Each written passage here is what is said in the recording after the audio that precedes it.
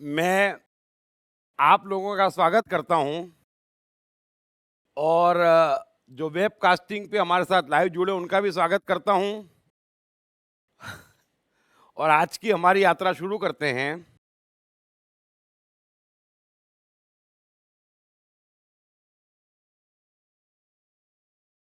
आज की यात्रा देखते हैं कैसे और कितनी आगे बढ़ती है, अच्छी ही बढ़ेगी क्योंकि मेरे को ज़रा सीवियर वायरल है, तो थोड़ा सा कोऑपरेशन आप लोग भी कर देना, है ना। आज का पहला श्लोक है, कृष्ण कह रहे हैं कि जिसकी आसक्ति सर्वथा नष्ट हो गई है, जो देहाभिमान और ममता से रहित हो गया है, जिसका चित निरंतर परमात्मा के ज्ञान में स्थित रहता है, ऐसा केवल यज्ञ संपादन के लिए कर्म करने वाले मनुष्य के संपूर्ण कर्म भली भांति विलीन हो जाते हैं।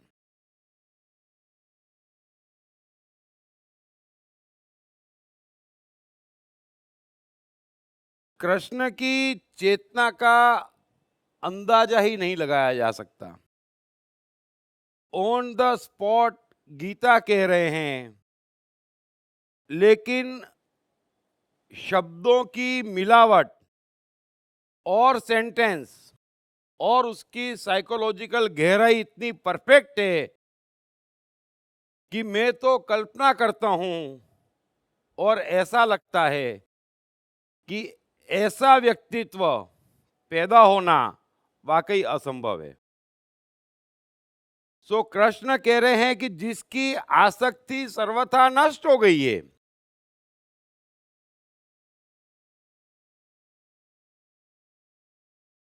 आसक्ति सर्वथा नष्ट हो गई है और इसमें कोई एबीसीडी नहीं है। हर चीज एक आसक्ति है, इसको बड़े गहरे से समझ लेना। और हर आसक्ति जीवन बनाने में बाधा है।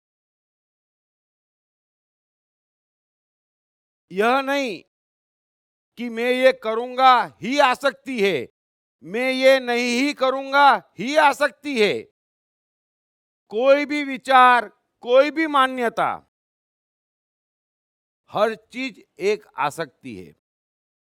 यह भी आसक्ति है कि मैं ये बनूंगा और ये नहीं बनूंगा। बड़े ध्यान से समझ लेना। तो कृष्ण सर्वथा शब्द का उपयोग कर रहे हैं कि जिसकी आसक्ति सर्वथा नष्ट हो गई है, जो इतना समर्पित है कुदरत को, इतना शून्य में है कि तू जो बनाए और जो करवाए, अच्छा बुरा पाप पुण्य कुछ भी नहीं, मेरी कोई मान्यता नहीं, मेरी कोई जीत नहीं। जिसकी आसक्ति सर्वथा नष्ट हो गई है, समझ लेना। कृष्ण भी पूरी गीता में यही कोशिश कर रहे हैं कि मनुष्य को शून्य कैसे किया जाए। आपको कुछ भी पता है तो वो एक आसक्ति है और वो आपके जीवन में इतना उपद्रव कर रही है जिसका किसी को अंदाजा नहीं है। और दिक्कत ये है कि जितनी भी अच्छी बातें, जितनी भी ज्ञान की बातें, चाहे इंटेलेक्चुअल्स के नाम पे दी जा रही हो, चाहे इंटेलिजेंट बातों के तौर पे दी जा रही हो, चाहे धर्म के नाम पे दी जा रही हो, चाहे समाज के नाम पे दी जा रही हो, सबका बेस एक ही है। कोई ना कोई आसक्ति का बिच्छू हाथ में पकड़ा देते।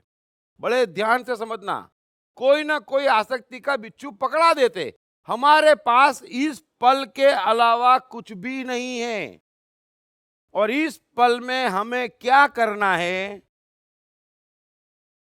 अगर हम शून्य में हैं तो प्रकृति से संदेश आता और हमसे हो जाता। इसमें कहीं पर भी कुछ भी दूसरा आवश्यक नहीं है।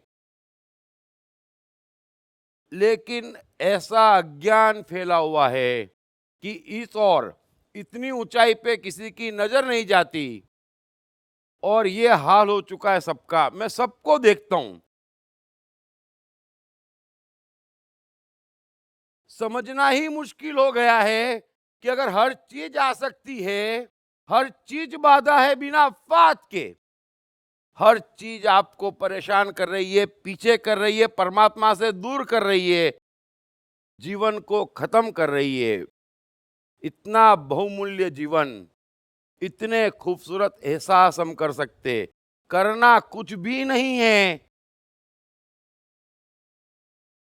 जो चांद तारे उगा रहा, जो हवाएं बहा रहा, जो पृथ्वी घुमा रहा, उसी की जवाबदारी में आता है हमारा जीवन घुमाना, चाहे जहां घुमा दे। लेकिन अच्छा बुरा इसने ऐसा किया नहीं, हुक्म परमात्मा का है कि आसक्ति हमारी है। बस इस एक बात पर पूरे जीवन का फैसला टिका है। सो कृष्ण कह रहे हैं कि जिसमें आसक्ति का सर्वथा अभाव हो गया है, जिसमें आसक्ति का सर्वथा अभाव हो गया है, जो देहाभिमान और ममता से रहित हो गया है,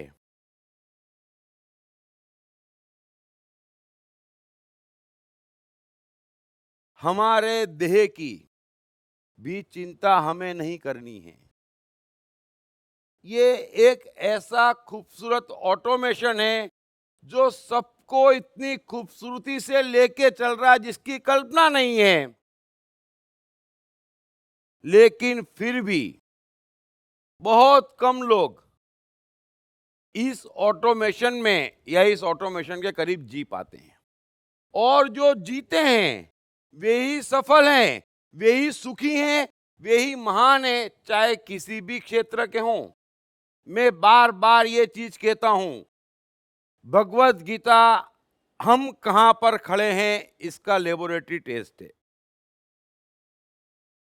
कोई भी सुने हुए वाक्य, कोई भी सुना हुआ आपका शास्त्र, कोई भी खूबसूरत बात भगवत गीता के सामने नहीं ठहर पाएगी।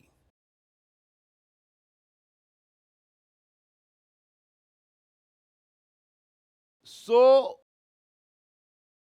मेहरबानी कर सारे महान लोगों का जीवन पढ़ें और देखें कि आप जिन जिन चीजों को अच्छा मानते, जिन्हें सफलता के सार सूत्र मानते, जिन बातों को जीवन बनाने वाला मानते, उसमें से एक भी उनके जीवन में है?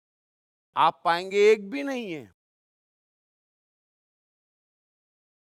तो फिर ये इतने महान और सफल कैसे हो गए?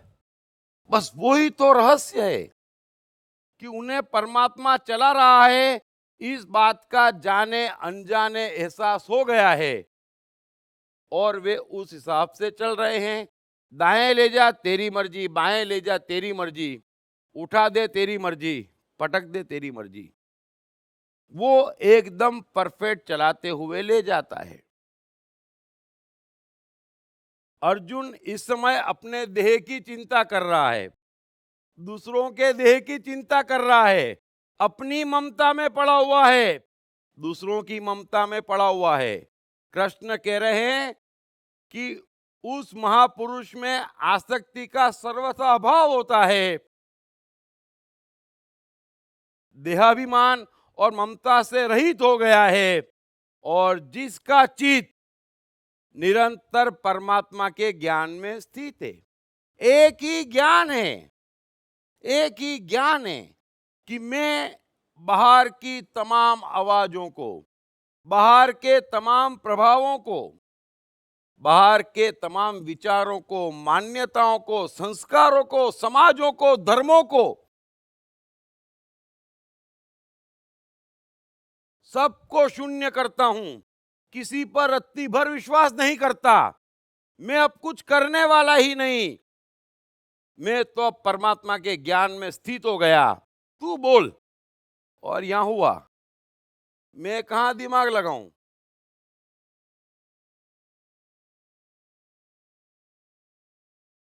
इसी बात को लाओ त्से ने बड़ी ही खूबसूरती से कहा था।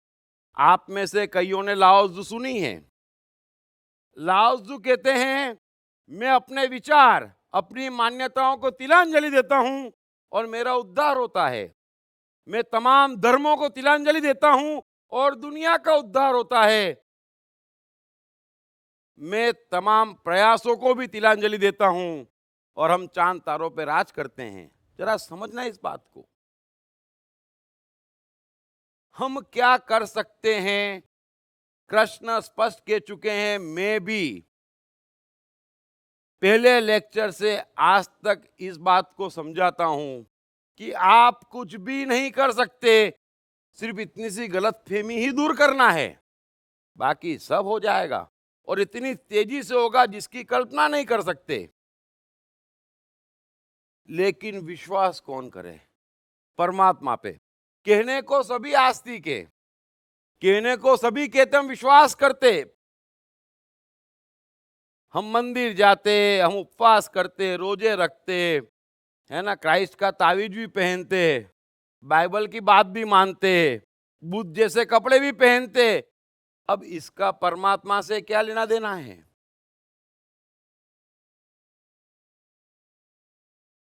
दरअसल बड़ा गहरा विषय है और इसे मैंने जिन 6 सब्जेक्टों में डिवाइड किया है उसमें आप ये पूरा विज्ञान बड़ी गहराई से समझ जाएंगे। लेकिन सत्य ये है कि यहां पर हर मनुष्य अकेला जीवित है और उसके साथ उसका परमात्मा जीवित है। तीसरी किसी बात से उसका रत्ती भर कुछ भी लेना देना नहीं है, इतना भी लेना देना नहीं है। और इसके बीच में जो कुछ भी आप पाले जी रहे हैं वो तमाम गलतफहमियां हैं। और मैं जितनी दूर करता, फिर भी देखता कहीं ना कहीं से 2-4 पकड़ में आ जाती।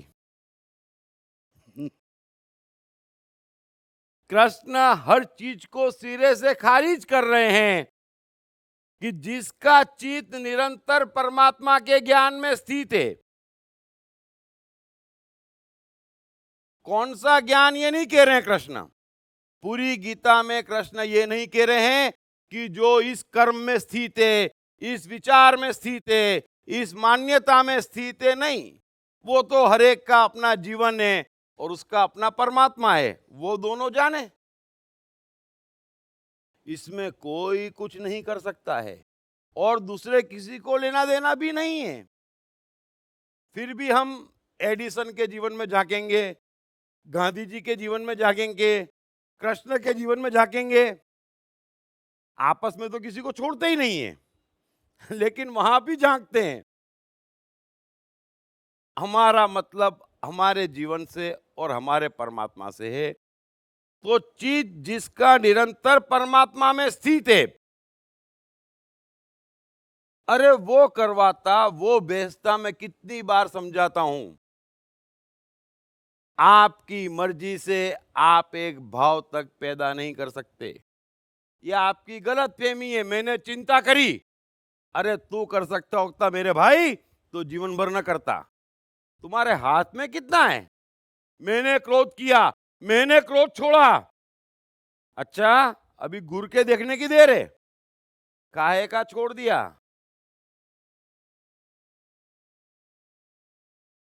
किसी भी प्रकार की जिद, अलग तरीके से समझाता हूं, किसी भी प्रकार का संकल्प बड़ा खतरनाक है।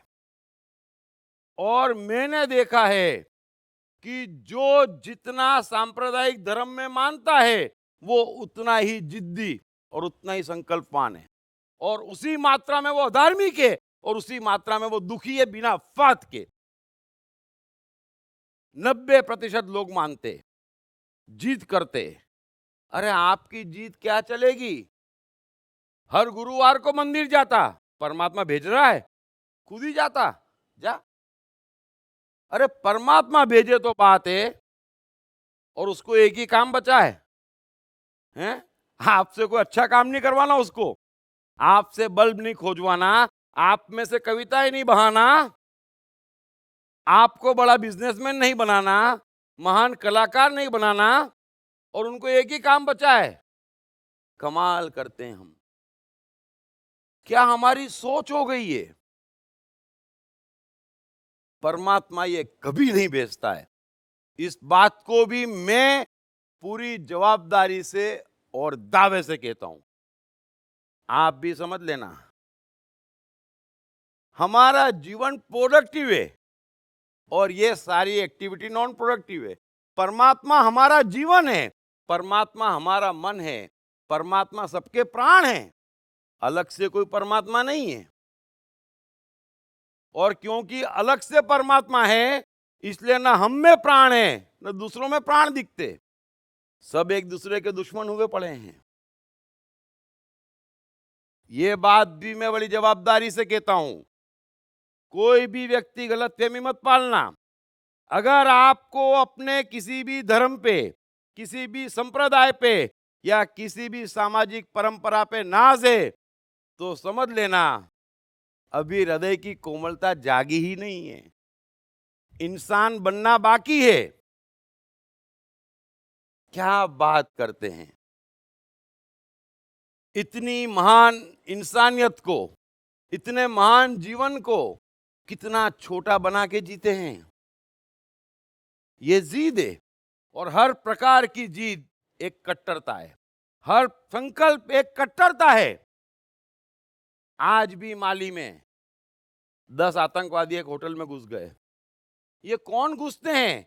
ये वही घुसते हैं जिनका संप्रदायों पर विश्वास है, वही दूसरों को डिक्टेट कराने की सोचते, वही ये चाहते कि सब हमारे हिसाब से चले। क्यों चले? वो परमात्मा के हिसाब से चलेंगे, आपके हिसाब से क्यों चले? ये जिद किनकी है? इसीलिए मैं कहता हूं, अगर कोई भी व्यक्ति स्वयं सांप्रदायिक है, किसी भी संप्रदाय में विश्वास करता है, तो वो समझ लेना धर्म का पहला बीज भी नहीं फूटा है। और कोई भी संत, पंडित, मौलवी, पादरी, कोई भी हो, कैसा भी हो, अपने आप को कितना ही बड़ा मानता हो या आप उसे कुछ भी समझते हो, वो कितना भी अच्छा अभिनय कर लेता हो, चांस खो दिया उसने दिलीप कुमार बनने का, उसके बजाय इंडस्ट्री में चले जाते ये लोग, ज्यादा सफल होते। अरे इंसानियत नहीं है, पहला धर्म का छींटा नहीं जगा है, और लोगों को कट्टर बना रहे हैं, बांट रहे हैं। कृष्ण ने तो पूरी गीता में नहीं कहा मैं हिंदू हूं, ये गीता हिंदुओं के लिए है। क्राइस्ट ने एक बार नहीं कहा कि मैं क्रिश्चियन हूं, क्रिश्चियनिटी की स्थापना करो।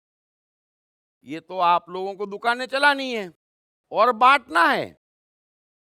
कृष्ण कितना स्पष्ट कह चुके हैं कि मनुष्यों को मैंने 4 वर्ण में विभाजित किया है, उनके कर्मों के हिसाब से, ब्राह्मण, क्षत्रिय, वैश्य और शूद्र। ये विभाजन है। कृष्ण ये नहीं कह रहे हैं कि मैंने मनुष्यों को संप्रदायों के हिसाब से विभाजित किया है, मैंने समाजों और मान्यताओं के हिसाब से विभाजित किया है। ये कौन सा विभाजन आ गया? और ये सारे विभाजन टेम्पररी है, हर 1000 साल में बदल जाते हैं, परमात्मा कभी बदलता नहीं है।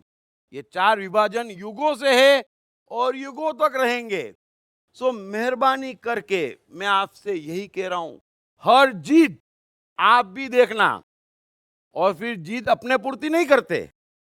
एक तो साइकोलॉजी का एक नियम है, जो अपने को सताता ना, वो दूसरों को पूरा सताता।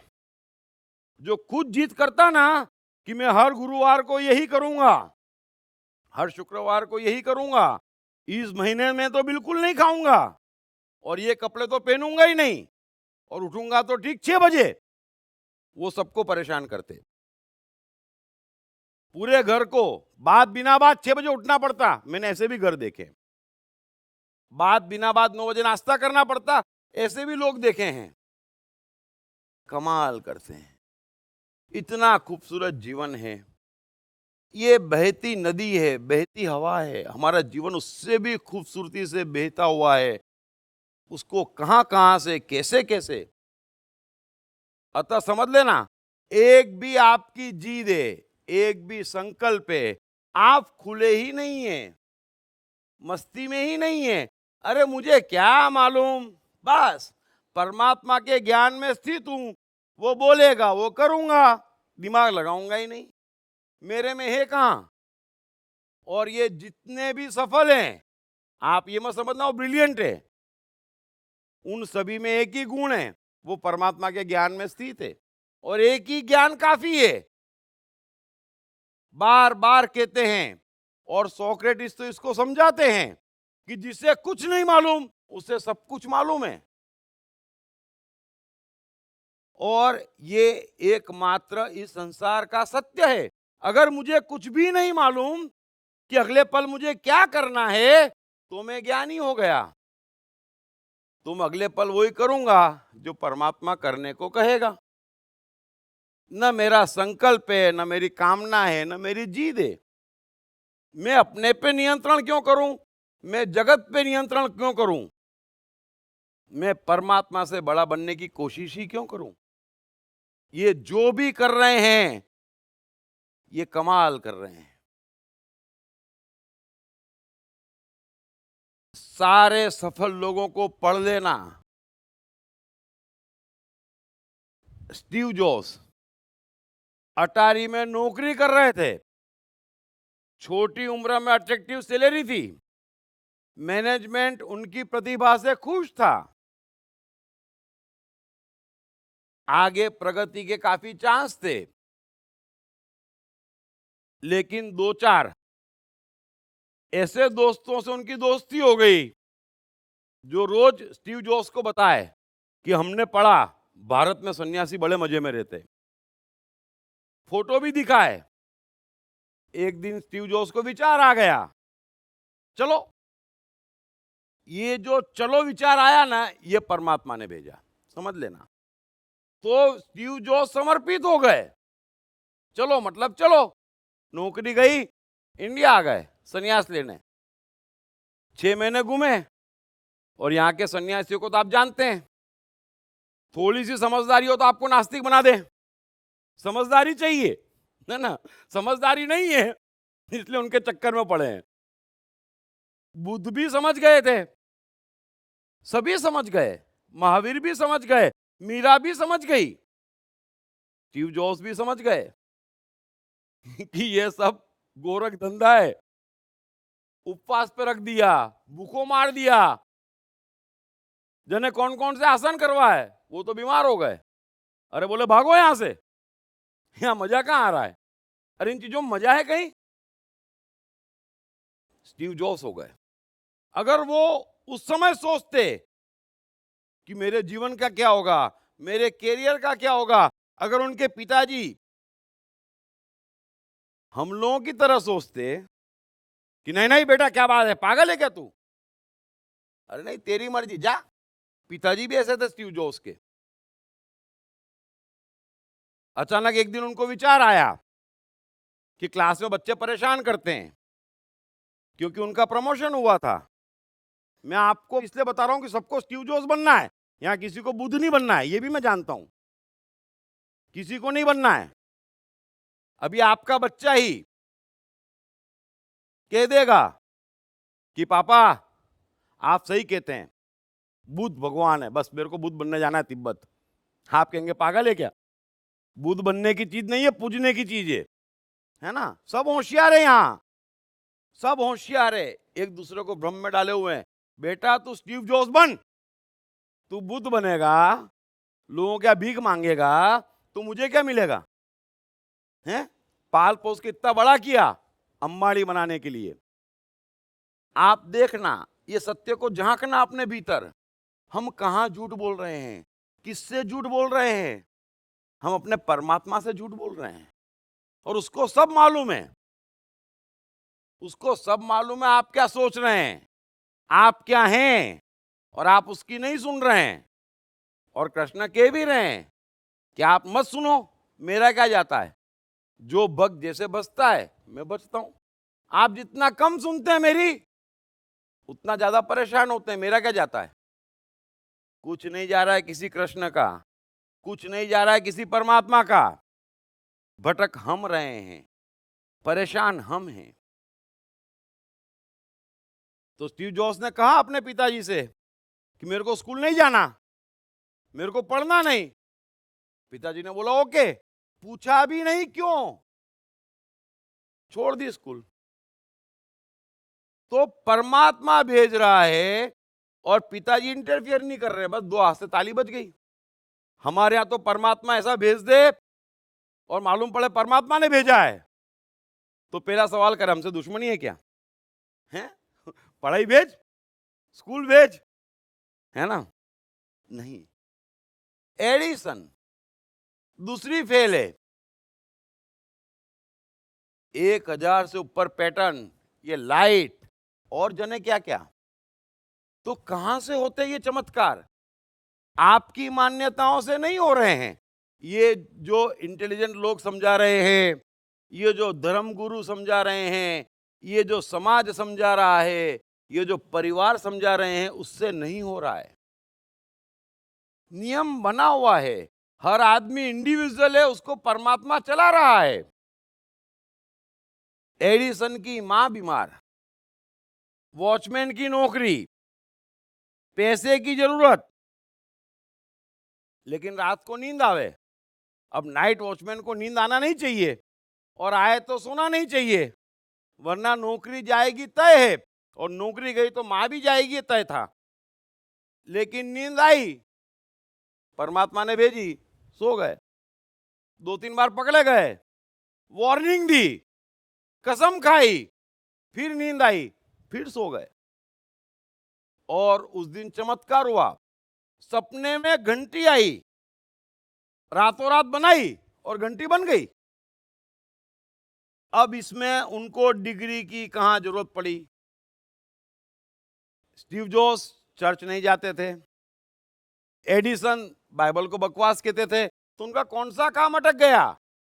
कहां अटक गया? बस परमात्मा का हुक्म आया, आप नींद पैदा नहीं कर सकते, आप क्रोध पैदा नहीं कर सकते, आप प्रेम पैदा नहीं कर सकते। दिखा सब सकते हैं, एक्टिंग कर सकते हैं, लेकिन क्या फायदा? ये 5 करोड़ पंडित मौलवी पादरी हैं, उनको एक्टिंग करने दो। आप तो अपना जियो, स्वाभाविक जियो, नेचुरल जियो। तो कृष्ण कह रहे हैं कि जिसका चित्त परमात्मा के ज्ञान में स्थित है, ऐसा केवल यज्ञ संपादन के लिए कर्म करने वाले मनुष्य के संपूर्ण कर्म भली भांति विलित हो जाते हैं। ऐसा केवल यज्ञ संपादन के लिए कर्म करने वाले मनुष्य के संपूर्ण कर्म भली भांति विलीन हो जाते हैं। फिर उसका कर्म ही क्या बचा? भगवान ने भेजा, मैंने कर दिया, मेरा बचा ही क्या? सारे कर्म विलीन हो गए। यज्ञ संपादन एक खूबसूरत ऑटोमेशन है, जिसके लिए कृष्ण यज्ञ संपादन शब्द यूज कर रहे हैं, जो सबको एक साथ लेकर चल रहा है और सबकी प्रगति चाहता है, सर्वहित में चल रहा है। अगर हम उसको समर्पित हो जाए तो ऑटोमेटिक स्व सर्व में स्थित हो जाएंगे। तो जो स्व सर्व के लिए, यानी कि यज्ञ संपादन के लिए, यानी प्रकृति की एकमात्र लीला के लिए समर्पित हो गया, कृष्ण कह रहे हैं उसे कोई कर्म नहीं बनते हैं।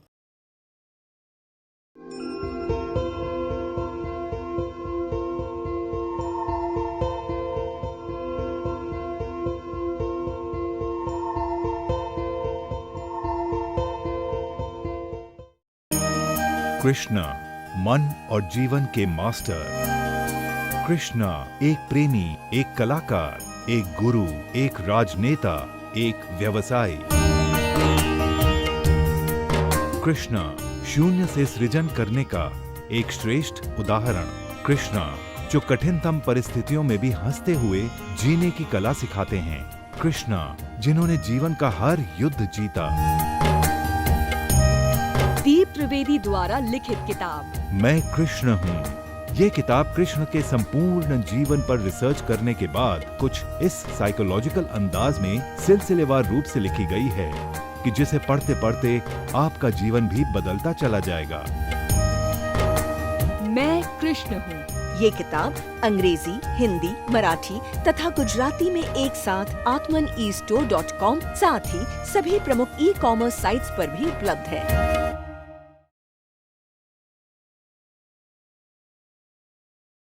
ये श्लोक एक बार फिर सुन लेना। गीता आप लोगों को दे रखी है, शब्द आपके सामने है। जिसकी आसक्ति सर्वथा नष्ट हो गई है, जो देहाभिमान और ममता से रहित हो गया है, जिसका चित्त निरंतर परमात्मा के ज्ञान में स्थित रहता है, ऐसा केवल यज्ञ संपादन के लिए कर्म करने वाले मनुष्य के संपूर्ण कर्म भलीभांति विलीन हो जाते हैं। वो मनुष्य नहीं, वो परमात्मा हो जाता है, क्योंकि वो परमात्मा को अपने भीतर से खेलने की पूरी छूट देता है। हमें भी इतना ही करना है।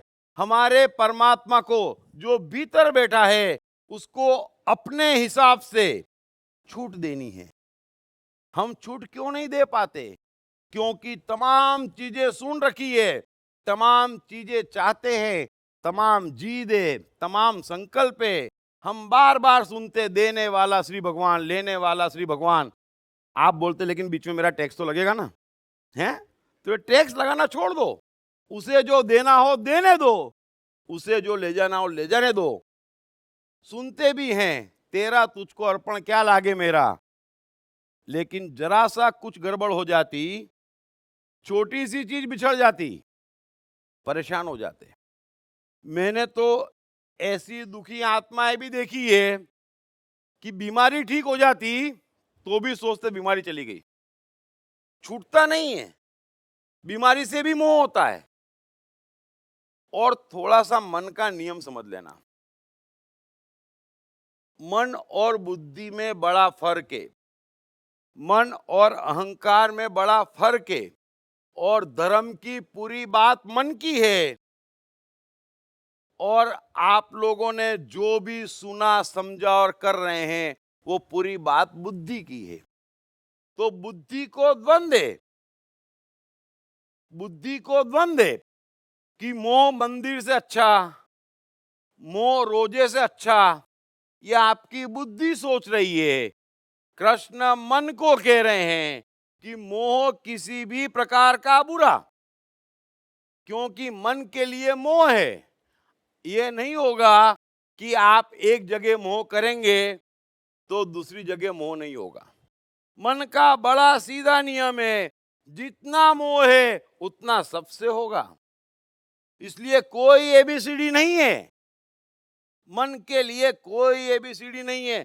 मन एक ही बात समझता, मोह चाहिए लो, बीमारी से भी लो, इससे भी लो, उससे भी लो, उससे भी लो। वो चॉइस आपके पास नहीं है। और ये शिक्षाएं बुद्धि की है, इनसे मोह करो और इनसे मत करो।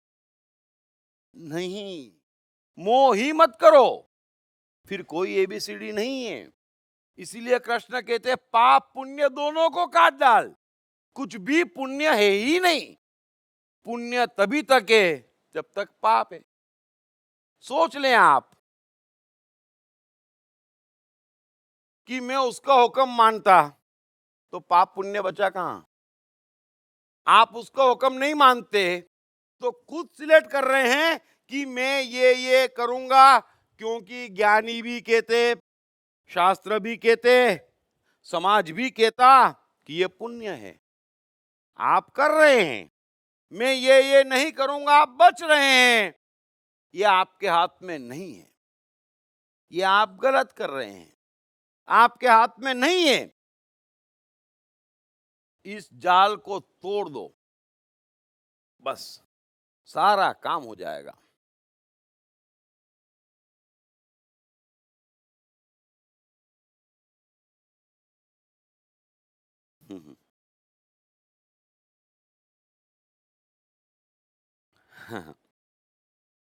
अगला श्लोक कमाल, कमाल और कमाल।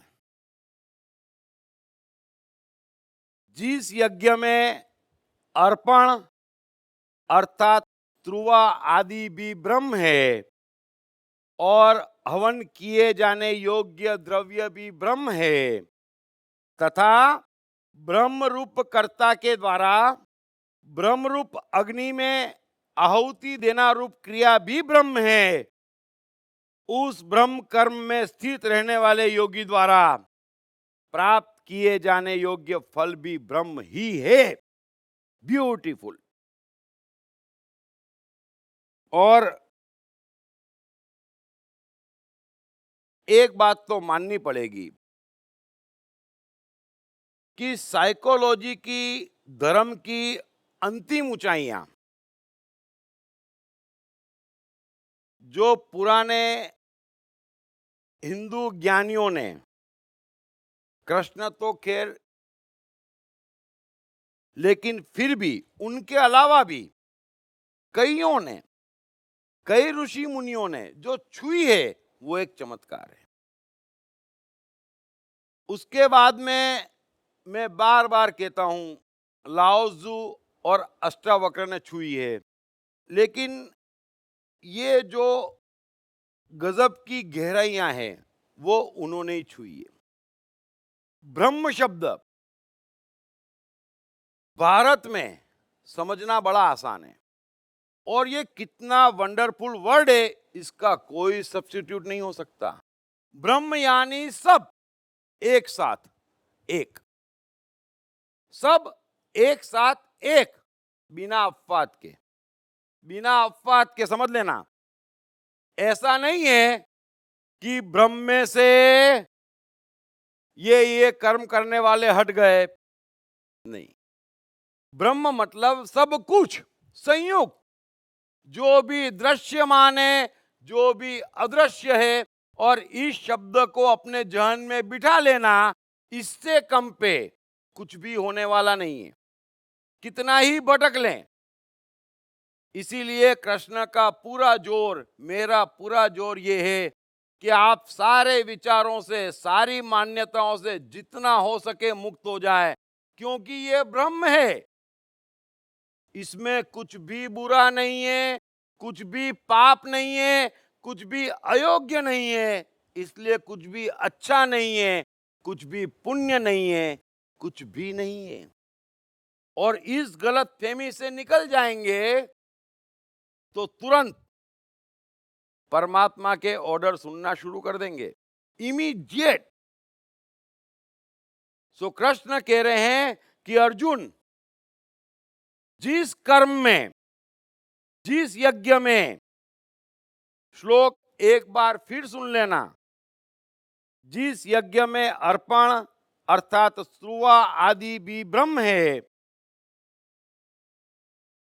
और हवन किए जाने योग्य द्रव्य भी ब्रह्म है तथा ब्रह्म रूप कर्ता के द्वारा ब्रह्म रूप अग्नि में आहुति देना रूप क्रिया भी ब्रह्म है, उस ब्रह्म कर्म में स्थित रहने वाले योगी द्वारा प्राप्त किए जाने योग्य फल भी ब्रह्म ही है। बस जब तक आप अपने जहन में ये नहीं उतार लेते कि यहां सब कुछ संयुक्त है, परफेक्ट है, परमात्मा का है, कुछ भी अच्छा या बुरा है ही नहीं, और वाकई है ही नहीं, सब कुछ है, और है पे फुल स्टॉप लग जाता है, सब कुछ है बस, और जो है ना वो परमात्मा है। मैं बार बार ये चीज कहता हूं कि गॉड ओमनी प्रेजेंट। हम कहते हैं, सुनते हैं, इस क्षण जो कुछ भी दृश्यमान अदृश्य, आपका मन, आपकी क्रिया, आपके विचार, जो कुछ भी है वो परमात्मा का अंश है। रत्ती भर उसमें खोट नहीं है, किसी पदार्थ में नहीं है, ब्रह्मांड की किसी चीज में नहीं है। इस समय धरती कंप आ जाए तो वो धरती कंप भी ब्रह्म ही है।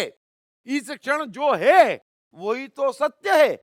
उसमें कुछ भी अच्छा बुरा पाप पुण्य गलत बात है, ये है। सत्य का अर्थ है जिसे आप बदल ही नहीं सकते, जो अटल है। धरती कंप बुरा है, रोक के दिखा दो। क्या बात करते हैं, क्रोध खराब है, मत करो। मैं आपको समझा रहा हूं, स्पष्ट रूप से समझ लेना, मत पालना गलत फहमी। जो इस क्षण है वो सत्य है। असत्य ये है कि धरती कंप को स्वीकार नहीं रहे, नुकसान को स्वीकार नहीं रहे, क्रोध को दबा रहे, मन में इच्छा नहीं, मन कर रहा है टीवी पे मैच देखने का, लेकिन क्या करें, शुक्रवार है, नमाज पढ़ने तो जाना पड़ेगा। बस यही असत्य है। जो है वो तो सत्य है, जो है वो आप कर नहीं रहे हैं, ये असत्य है। लेकिन आपके असत्य में जीने से, आपके असत्य में मानने से सत्य बदल नहीं जाता है। कोशिश करना, जरा समझना। कृष्ण, लाओजू, अष्टावक्र और मैं एकदम स्ट्रिक्ट है, क्योंकि जानता हूं मैं कि 1% भी कॉम्प्रोमाइज आपको भटका देगा। इतनी भी जगह नहीं है, रखते ही क्यों, रखें ही क्यों? जब हम समझ रहे हैं, जब हम समझते हैं तो रखे ही क्यों? तो सब कुछ ब्रह्म है। तो कृष्ण कह रहे हैं कि ऐसा यज्ञ जिसमें हवन के लिए बनाया गया कुंड भी ब्रह्म है, उठा के जो आहुति देते घी से या अनाज से वो भी ब्रह्म हो, वो भी ब्रह्म हो, अग्नि भी ब्रह्म हो, निकलने वाला धुआं भी ब्रह्म हो, करने वाला व्यक्ति भी ब्रह्म हो।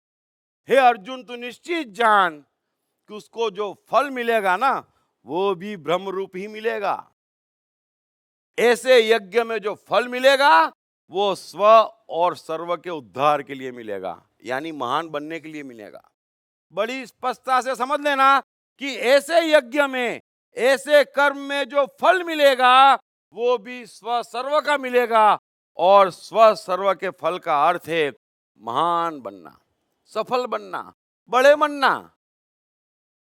क्योंकि सर्व की सेवा करने के लिए या तो बल्ब खोदना पड़ेगा, है ना, या उद्योगपति बनना पड़ेगा, या महान कलाकार बनना पड़ेगा, तब आप सर्व की सेवा कर पाएंगे। हाँ, सर्व से दुश्मनी निकालना हो तो नेता बन जाओ, पंडित मौलवी पादरी बन जाओ, ये दुश्मनी निकल रही है। लेकिन सर्व के उद्धार के लिए तो आपको इनमें से कुछ बनना पड़ेगा, और उन्हीं को हम याद करते हैं, है ना।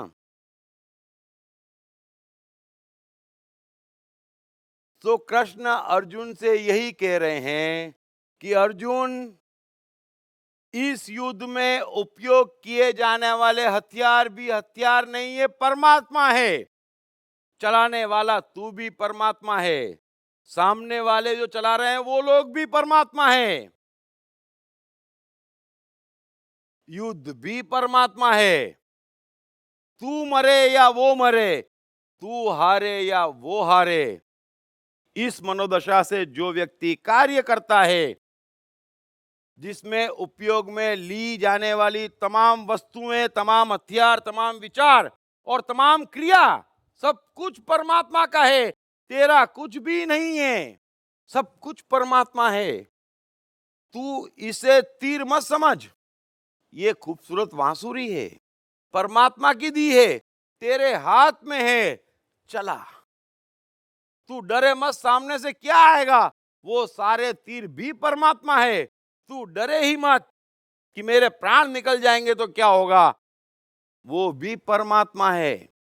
इस मनोदशा से जो व्यक्ति, जो कोई भी कार्य करता है, कृष्ण कह रहे हैं कि उसके फल स्वरूप उसको ब्रह्म मिलता है, स्वसर्व मिलता है, डायरेक्ट परमात्मा मिलता है उसको हाथों हाथ। और कृष्ण क्या कर रहे हैं? कृष्ण अगर महाभारत जितवाने के लिए झूठ बोल रहे हैं तो वो झूठ भी बोल पा रहे हैं, क्योंकि झूठ भी परमात्मा है। समझ लेना, कृष्ण परमात्मा झूठ को भी मानते, छल को भी मानते, कपट को भी मानते। गीता जैसे जैसे आगे बढ़ेगी, कृष्ण को इनकार है ही नहीं। मैं कितनी बार कहता हूं ना, बस खत्म। ना किस बात के लिए? क्यों ना? क्यों ना? और ये भी मैं कहता हूं, हां में अकड़ नहीं आएगी। जरा ना के देखना, तुरंत अकड़ आएगी। कमाल करते हैं, अरे कमाल करते हैं, अपने आप को मार रहे हैं आप, परमात्मा से दुश्मनी ले रहे हैं आप ना के। और सारा धर्म, सारा समाज ना सिखाता है, हम ये नहीं करते। मत करो, आप सुखी भी नहीं होते, आप सफल भी नहीं होते, ऐसा कमाल क्यों करते? सो ना का सवाल नहीं है। सो कृष्ण ना नहीं कह रहे हैं झूठ को, कृष्ण ना नहीं कह रहे हैं छल को, क्योंकि युद्ध भी परमात्मा है। युद्ध में कौरवों को हराने का संकल्प भी परमात्मा है, और उसके लिए उपयोग की जाने वाली तमाम चीजें, है ना, भी परमात्मा है। इनकार कैसे करूं मैं? क्यों करूं मैं? सब कुछ परमात्मा है, कुछ दूसरा है ही नहीं, और वाकई कुछ दूसरा नहीं है। इस बात को आप समझ लें। आप कोई काम कर रहे हैं, आप लिख रहे हैं, तो लिखने की क्रिया भी परमात्मा है, आप भी परमात्मा है, शब्द जो आ रहे हैं वो भी परमात्मा है, लेकिन आ नहीं रहे हैं और हम लिख रहे हैं जमा जमा के श्रृंगार रस में, है ना। तो धर्म कोई पोएट्री नहीं है। सबसे बड़ी गलतफहमी ये है, सारे धर्मों ने धर्म को काव्य बना दिया है। ऐसी लच्छेदार बातें जिनका ना सिर मिले ना पैर मिले, और ऐसे ऐसे चमत्कार, ऐसे ऐसे दावे, और इतने ऊंचे ऊंचे शब्द, जैसे इस जहां की तो बात ही नहीं है ये। अरे भैया, हमें जीना यहां सबसे महत्वपूर्ण, हम धर्म इस जहां की बात है, कोई पोएट्री नहीं है, सामान्य बात है, डे टू डे हर सेकंड की बात है। चाहे आप कुछ भी कर रहे हैं, कुछ भी कर रहे हैं, एडिसन ऐसे ही महान नहीं बन रहा है, स्टीव जॉब्स ऐसे ही महान नहीं बन रहा है। अगर वो पढ़ना बंद कर रहा है तो भी परमात्मा है, वो सन्यास लेने जा रहा है तो भी परमात्मा है। तब जाके परमात्मा उसे जेरोक्स की ऑफिस में भेजता और क्लिक करवाता कि देख, इतनी बड़ी कंपनी को इस माउस का महत्व समझ में नहीं आ रहा है, लेकिन तेरे को मैंने क्लिक करवा दिया क्योंकि तू मेरा भक्त है ना। समझ लेना इस बात को। हर किसी को सपने में लाइट नहीं भेज रहा है, और इन शास्त्रों वालों को तो उर्वशी और मेनका भेज रहा है। कहां लाइट भेजेगा इनको? हैं? स्वर्ग की कामनाएं भेज रहा है, और इतने से भी काम नहीं चलता तो हम लोगों को नरक में सड़ाने की कल्पनाएं भेज रहा है। चलो हम नरक में सड़ेंगे, आप तो यहां सड़ रहे हो हमारे आंख के सामने, हमें उससे संतुष्टि है।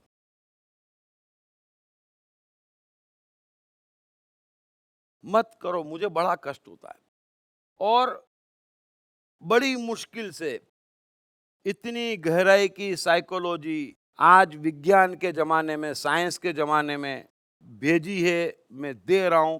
स्पष्ट बात है, जितनी जल्दी ग्रहण करेंगे, जितना ज्यादा ग्रहण करेंगे, कमाल हो जाएगा। सो जो भी कार्य करते हैं उसमें सब कुछ ब्रह्म है, उपयोग में लाई जाने वाली वस्तु भी ब्रह्म है। इनकार किस चीज से और क्यों? जबरदस्ती के सिद्धांत, जबरदस्ती की बातें। अरे अपने अपने शौक होते, अपना अपना जीवन होता, हम क्यों तय करते? फिर बच्चे भगते माँ बाप से, फिर माँ बाप भूल जाते कि हम भी अपने माँ बाप से भग रहे थे। पर भागा दौड़ी क्यों? अरे भाई सब परमात्मा है, सब कुछ परमात्मा है, आप इनकार क्यों करते हो? और फिर मुझे एक बात समझ में नहीं आती, ये जो इतनी जिद करते, इतनी कट्टरता दिखाते, जरा सी बात कर दो तो उतावले हो जाते, यूं यूं कांप जाते, है ना? गुंडे भी रखते, मैं बैठा हूं भेजो। क्या कमाल करते हो आप? अरे मेरे कुछ कहने से अगर आपका अपमान हो गया तो आपकी रही क्या? और मेरे कुछ कहने से आपके शास्त्रों का और भगवान का ही अपमान हो गया तो उनकी भी रही क्या? क्या बात कर रहे हो? किस दुनिया में खोए हुए हो? इतना कमाल, इतना अंधकार में मत जियो। एक बार हंसे नहीं है पैदा होने के बाद, ये मैं जानता हूं। जो इतने अंधकार में जी रहा है,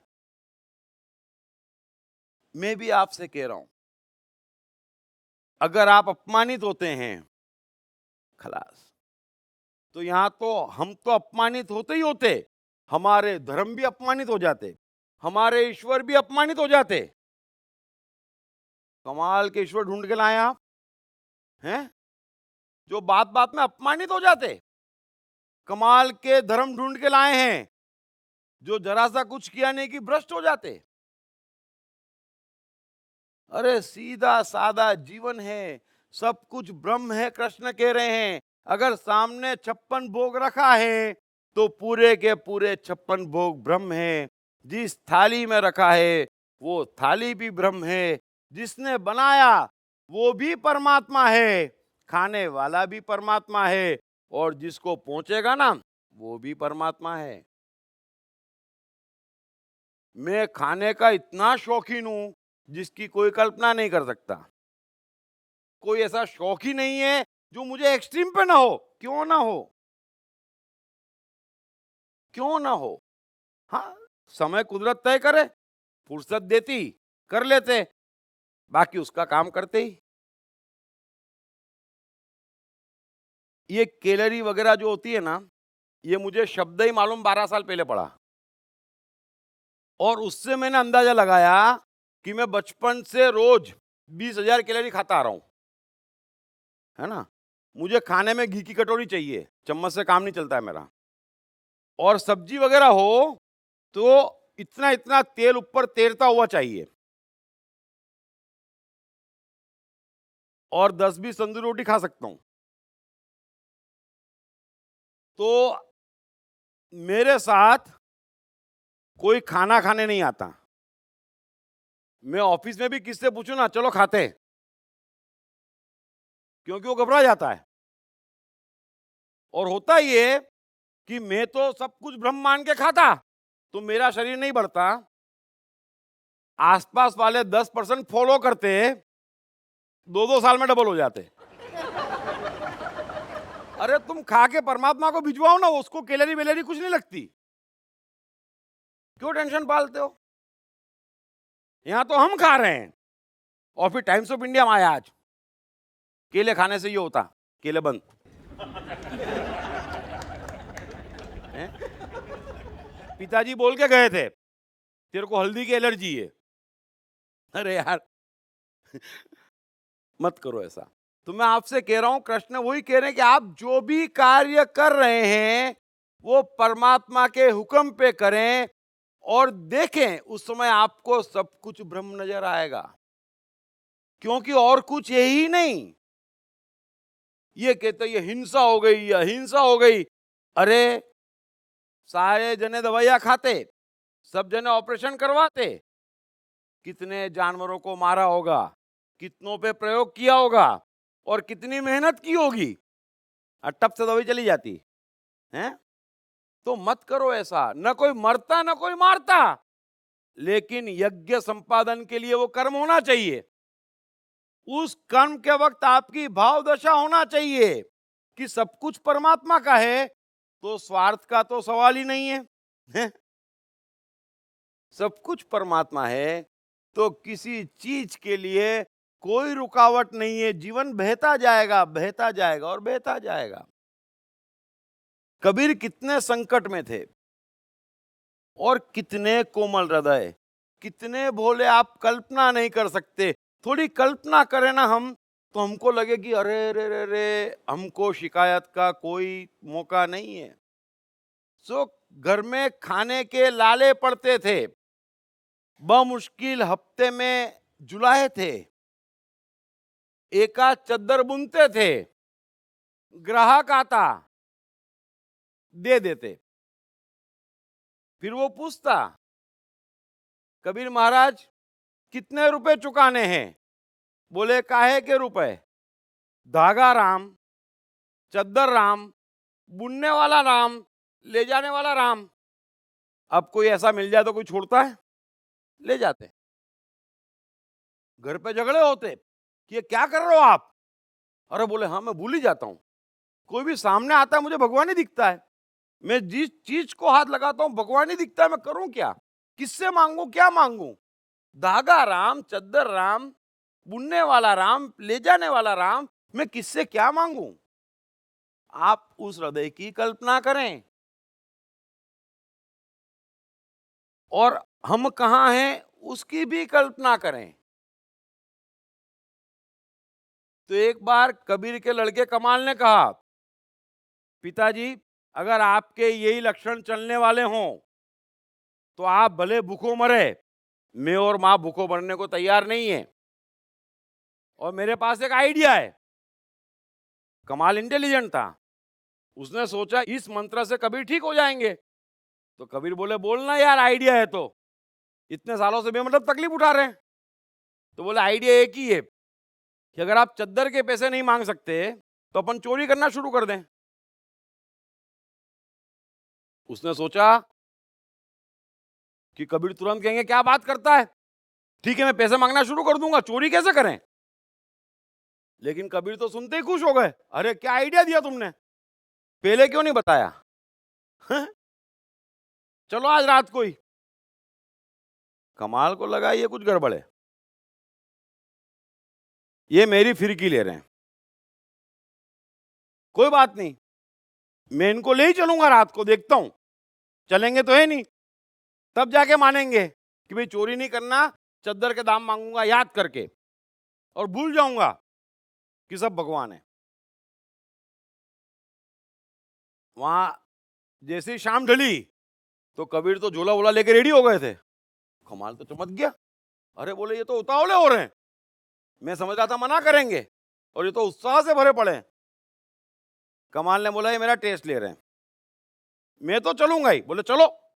तो गए दोनों जने। तो जाते जाते एक गोडाउन के बाहर रुके। तो कमाल ने बोला यहां पर काफी अनाज भरा है, 2 जने हैं, 2 बोरी अनाज उठा के ले चलते हैं। कबीर बोले बिल्कुल। कमाल बोले तो अभी भी राजी है, ये कमाल हो गया। कमाल ने बोला मैं छोड़ूंगा नहीं आज, मैं हथियार नहीं डालूंगा, या तो चोरी करवा के मानूंगा या कबूलवा के मानूंगा कि चद्दर के पैसे मांगेंगे। तो उन्होंने कमाल को बोला तू चढ़ जा गोडाउन पे फटाफट और फेंक 2 बोरी ऊपर से नीचे, भागते हैं अपन लेके। कमाल तो चढ़ गया, 2 बोरी फेंकी, उठाई दोनों ने और 2 कदम चले होंगे कि कबीर ने बोरी रखी। कमाल को लगा अब आ गए ना लाइन पे, लेकिन मामला उल्टा हो गया। कबीर बोले यार कमाल, तू जाके जिस सेठ का गोडाउन है उसको बोल दे कि हम लोग 2 बोरी लेके जा रहे हैं, क्योंकि ऐसा ना हो कि वो अपने वॉचमैन पे शक करे कि उसने चुरा ली, तो गड़बड़ हो जाएगी। उसे मालूम होना चाहिए कि हम ले गए हैं, और उससे कहना कि 3 भगवानों का एक परिवार कष्ट में था, आप भगवान के पास कुछ ज्यादा था, हमें भगवान की जरूरत थी, हम 2 भगवान ले जा रहे हैं। क्या गुनाह कर लिया मैंने? जब सब ब्रह्म है तो मैं दे भी सकता और अधिकार से ले भी सकता। समझ लेना इस बात को, इतनी गहराई है। जब सब ब्रह्म है तो कष्ट क्या है? सब ब्रह्म है तो दिक्कत क्या है? कुछ भी दिक्कत नहीं है। सो थोड़ा सा अच्छे से, ईमानदारी से मैं आपको सरल से सरल भाषा में वहां पहुंचाना चाहता हूं जहां से कमाल हो जाए। ये छोड़ें बाहर के ज्ञान।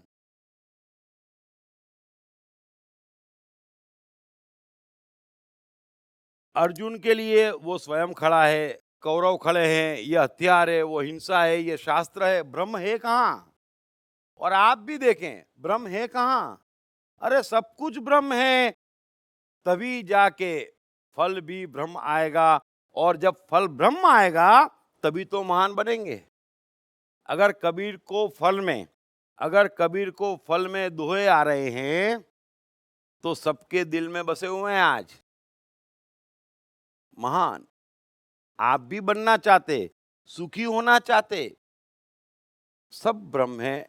किसी भी बात में, किसी भी मान्यता में, किसी भी विचार में, किसी भी कामना में, किसी भी संकल्प में, किसी भी जिद में, मैं करूंगा, मैं नहीं करूंगा, मैं यही बनूंगा, मैं वही बनूंगा, कुछ नहीं होने वाला है।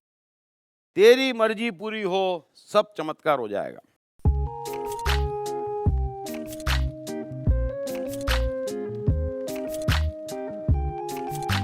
हाय, मेरा नाम शील कुमार अवस्थी है और मैं बैंक में काम करता हूँ as a senior manager. My name is Omkar Kulkarni and I'm a engineering student. मेरा नाम जयराम प्रसाद है, मैं सेल्फ एम्प्लॉयड हूँ। मैंने इनकी बुक पढ़ी I am the mind. Sir ने I am the mind book में बहुत क्लियरली मेंशन किया है कि माइंड किस तरीके से वर्क करता है, कैसे प्रॉब्लम्स को क्रिएट करता है और इसका सोल्यूशन क्या है लाइफ में।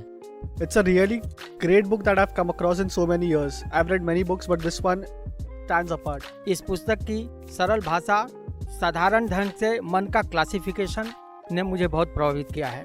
I have read the book. It clearly identifies, explains the difference between your brain and the mind. All the 7 states of the mind are clearly defined in that book and that's the best thing about the book. So it's a very nice book written in a very clear language. मेरा तो मानना है, मैं मन हूँ पुस्तक, हर व्यक्ति को पढ़ना चाहिए। ये जिंदगी को आसान बनाने का सरलतम तरीका है। अगर ये आई एम द माइंड एक बार समझ में आ गई, it is going to make the magic in the life.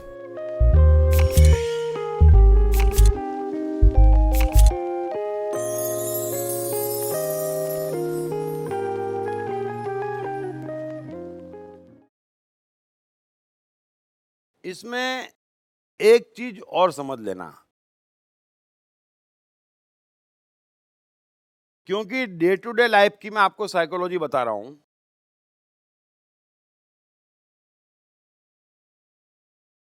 कि कृष्ण बार बार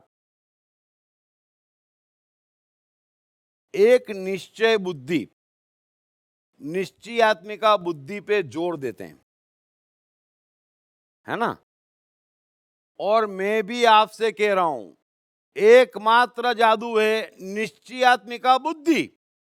फिर क्या कर रहे हैं, क्या करना चाह रहे हैं, छोड़ दें आप। निश्चयात्मिका बुद्धि रखें। मैंने आपको ये शब्द दे दिया, इसके बाद में मैं आगे के श्लोक शुरू करूंगा। जब हम इंटरवल करें तो आप इस चीज पे स्वयं सोचना, क्योंकि साइकोलॉजी हमारा विषय है। तो आप सोचना कि ये निश्चयात्मिका बुद्धि क्या होती है। बस अगर आपकी बुद्धि निश्चयात्मिका हो गई, उसी क्षण आप परमात्मा का हुक्म सुनने लग जाएंगे।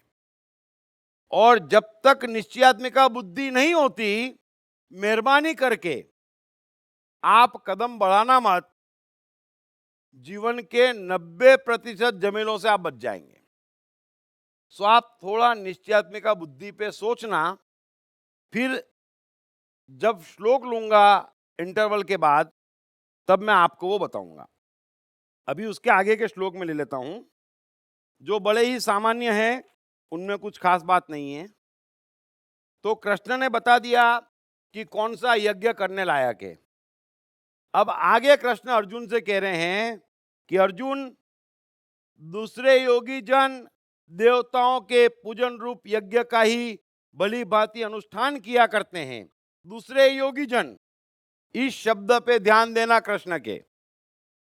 दूसरे योगी जन देवताओं के पूजन रूप यज्ञ का ही भली भांति अनुष्ठान किया करते हैं। और अन्य योगी जन पर ब्रह्म परमात्मा रूप अग्नि में अभेद दर्शन रूप यज्ञ के द्वारा ही आत्म रूप यज्ञ का हवन किया करते हैं। अन्य योगी जन श्रोत्र आदि समस्त इंद्रियों को समय रूप अग्नियों में हवन किया करते हैं और दूसरे योगी लोग शब्द आदि समस्त विषयों को इंद्रिय रूप अग्नियों में हवन किया करते हैं। दूसरे योगी जन इंद्रियों की संपूर्ण क्रियाओं को और प्राणों की समस्त क्रियाओं को ज्ञान से प्रकाशित आत्म संयम योग रूप अग्नि में हवन किया करते हैं। कई पुरुष द्रव्य संबंधी यज्ञ करने वाले हैं, कितने ही तपस्या रूप यज्ञ करने वाले हैं तथा दूसरे कितने ही योग रूप यज्ञ करने वाले हैं और कितने ही अहिंसादि तीक्ष्ण व्रतों से युक्त यत्नशील पुरुष स्वाध्याय रूप ज्ञान यज्ञ करने वाले हैं।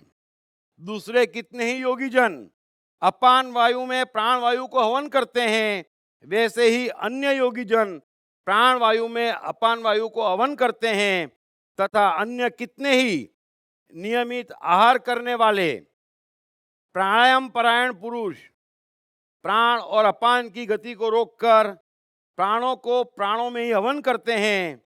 ये सभी साधक यज्ञों द्वारा पापों का नाश कर देने वाले और यज्ञों को जानने वाले हैं। मैं यहां पर रुक के आपको समझाता हूं। अब ये बात जो कृष्ण ने कही एक चमत्कार है। कृष्ण कह रहे हैं इसके पहले के सूत्र में दिक्कत क्या आती है। मैंने गीता के इंट्रोडक्टरी लेक्चर में कहा था कि मेरे समझे निश्चित ही मैं जानता हूं कि मनुष्य का मन प्रकृति के नियम और इनकी गहराई समझना आसान नहीं है। इसलिए गीता पे सबने अपने विचार थोपे हैं जो वो सोचते हैं। अब गीता एक संलग्न ग्रंथ है, पिछले श्लोक से आगे के श्लोक की कंटिन्यूटी है लगातार पूरे 700 श्लोक तक। आप एक एक श्लोक को अलग अलग पकड़कर उस पर चर्चा नहीं कर सकते और बिना अपवाद के सभी ने यह किया है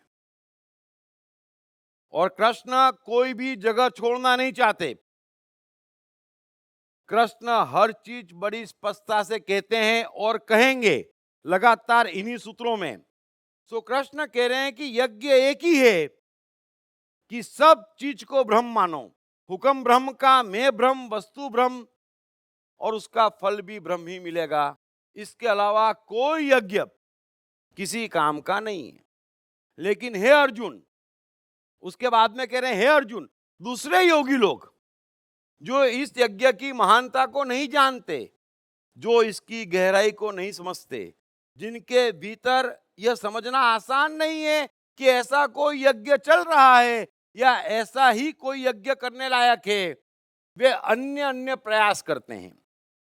अब कृष्ण एक के बाद एक उन प्रयासों की चर्चा कर रहे हैं और कमाल ये कि स्पॉन्टेनियस रूप से कह रहे हैं, लेकिन अन्य किसी भी प्रकार के यज्ञ यानी कर्म जो मनुष्य परमात्मा को पाने या अपने उद्धार या अपने को सफल बनाने के लिए करता है, वे सारे कवर कर लिए। और स्पष्टता पूर्वक समझ लेना, कृष्ण कह रहे हैं कि एक यज्ञ ये है और बाकी यज्ञ ये है। और अधिकांश लोग, दूसरे योगी लोग इनमें से सारे यज्ञ करते हैं। अब मैं आपको एक एक लाइन में, क्योंकि आप सभी इन चीजों को जानते हैं, है ना। तो कृष्ण कह रहे हैं कि दूसरे योगी जन देवताओं के पूजन रूप यज्ञ का ही भली भांति अनुष्ठान किया करते हैं। हम सभी जानते हैं मंदिरों में जाकर जो भी पूजा होती है वो इसमें कवर हो गई।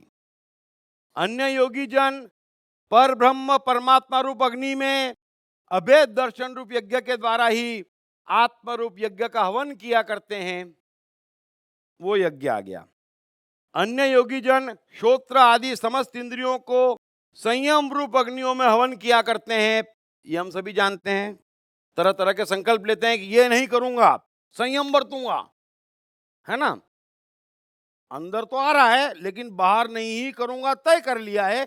ये यज्ञ भी करते हैं, सभी को मालूम है और सभी सिखाते हैं। कृष्ण ने अपनी बात कह दी। अब कृष्ण शास्त्रों की महानता बता रहे हैं कि वो लोग ये यज्ञ बताते हैं और दूसरे लोग ये यज्ञ भी करते हैं। और कृष्ण पहले ही कह चुके हैं, है ना, कि जो हठ पूर्वक इंद्रियों को ऊपर से दबाता है वो मिथ्याचारी अर्थात दंभी कहा जाता है और उसे तू पूर्णतः नष्ट समझ। ये भी कृष्ण कह चुके हैं। लेकिन संयम भी सिखाते, लोग बाग संयम भी बरतते। कृष्ण कह रहे हैं कि यह यज्ञ भी सब जने करते। दूसरे योगी लोग शब्दादि समस्त विषयों को इंद्रिय रूप अग्नियों में हवन किया करते हैं। शब्दादि समस्त विषयों को यानी जिस भी चीज को आप नाम दे सकते, है ना, कि ये खराब है, ये हानिकारक है, ये पाप है और मैं नहीं करूंगा, तय करते। दूसरे योगी जन इंद्रियों की संपूर्ण क्रियाओं को और प्राणों को, समस्त क्रियाओं को ज्ञान से प्रकाशित आत्म संयोग रूप अग्नि में हवन किया करते हैं। दूसरे योगी जन जो भी इंद्रियों से आता, जो भी क्रियाएं आती, उसको अपने भीतर दबा देते, अपनी आत्मा में डालने की कोशिश करते और बार बार कोशिश करते कि जल्दी से जल्दी मेरा इससे छुटकारा हो जाए, ये चीज मेरे भीतर ना आए।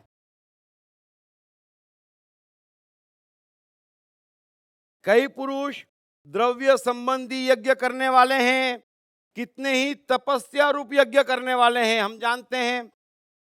और शीर्षासन करना, पांव पे खड़ा होना, कांटों पे चलना, अपने को सताना, तरह तरह की तपस्याएं लोग बाग करते हैं। तथा दूसरे कितने ही योग रूप यज्ञ करने वाले हैं, योग भी करते हैं, है ना। जरा ध्यान से समझना जो कृष्ण कह रहे हैं, सभी करते हैं। और कितने ही अहिंसादि तीक्ष्ण व्रतों से युक्त यत्नशील पुरुष स्वाध्याय रूप ज्ञान यज्ञ करने वाले हैं, ये भी हम जानते हैं, है ना। किसी को कष्ट नहीं देंगे, भीतर मारने की इच्छा भले ही हो, नहीं करें कुछ।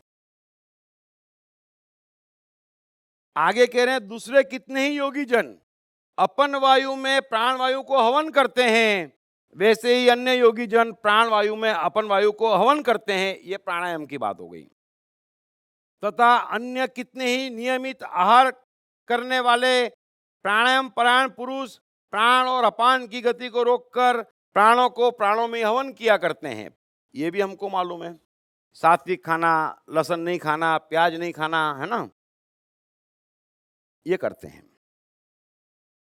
कृष्ण कह रहे हैं कि ये सभी साधक यज्ञों द्वारा पापों का नाश कर देने वाले और यज्ञों को जानने वाले हैं।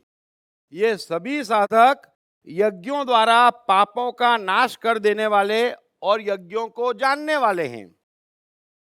कृष्ण कह रहे हैं कि ये जो भी क्रियाएं दूसरे योगी लोग करते हैं वे कहीं ना कहीं जिज्ञासु है। इस बात से इनकार नहीं किया जा सकता कि वे अपना आत्म उद्धार चाहते हैं, इस बात से इनकार नहीं है। चलते रास्ते कोई करेगा नहीं, चाहे कुछ भी कर रहा है। अब सबसे जो महत्वपूर्ण बात है वो आप समझना जो कृष्ण आगे कह रहे हैं।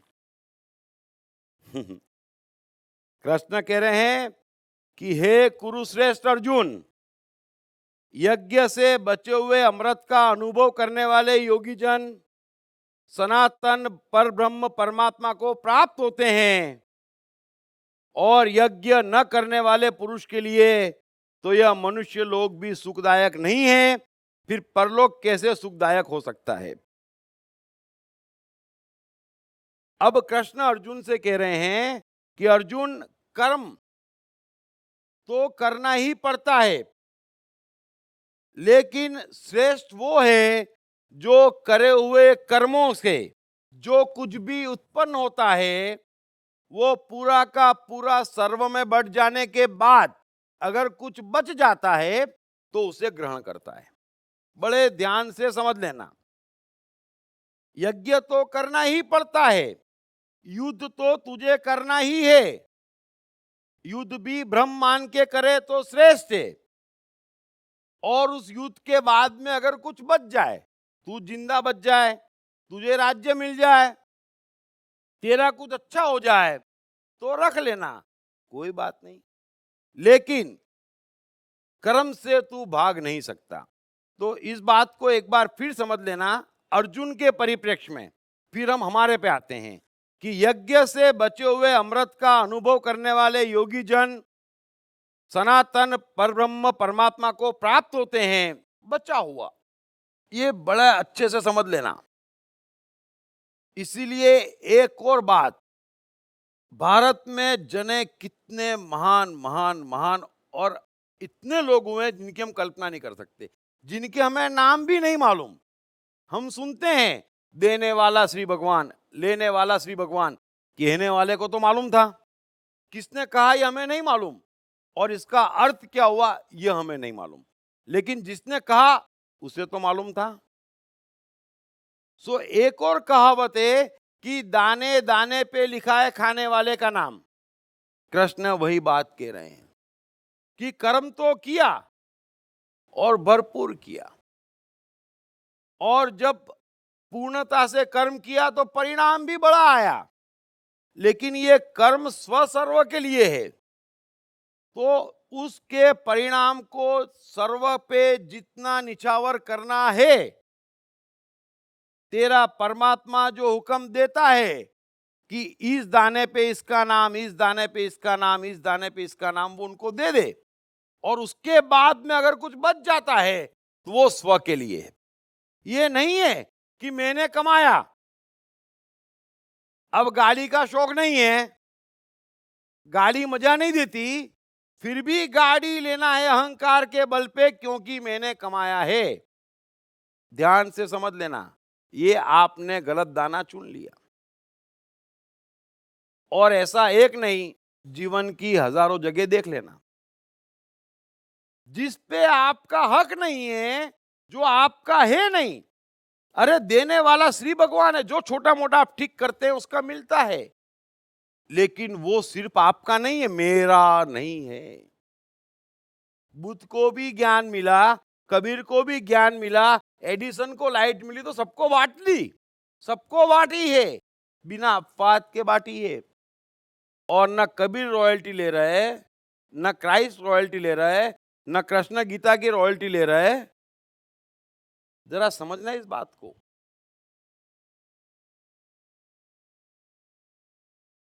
तो ये बात हमारे परिप्रेक्ष्य में हुई कि जो कुछ भी हमें थोड़ा बहुत मिलता है, कुछ खास तो मिलता नहीं है।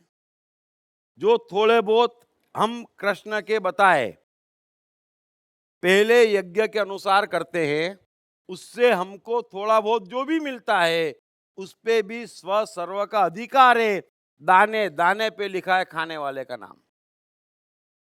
और मैं आपसे कह चुका हूं, भोजन की एक थाली है, आपको भी खाना है और दूसरे को भी खाना है। थाली आपकी है, घर आपका है। ये चीज तय नहीं करती कि इसको कौन खाएगा, तय ये करता है कि या तो किसको ज्यादा जरूरत है, या कौन खा के इतना मस्त हो जाएगा कि परमात्मा को पहुंचाएगा, उसका अधिकार है। बस बात समाप्त हो गई। तो दाने दाने पे लिखा है खाने वाले का नाम। आप बचा हुआ अन्न खाएं, आपको खाने का शौक नहीं है, अन्न आपका सही, आपका उस पर अधिकार नहीं है। ये डे टू डे प्रैक्टिकली आप जितना ज्यादा हो सके, ये सारे महानतम गुण हैं, जितना ज्यादा हो सके, जितना अपना लेंगे उतना अच्छा है।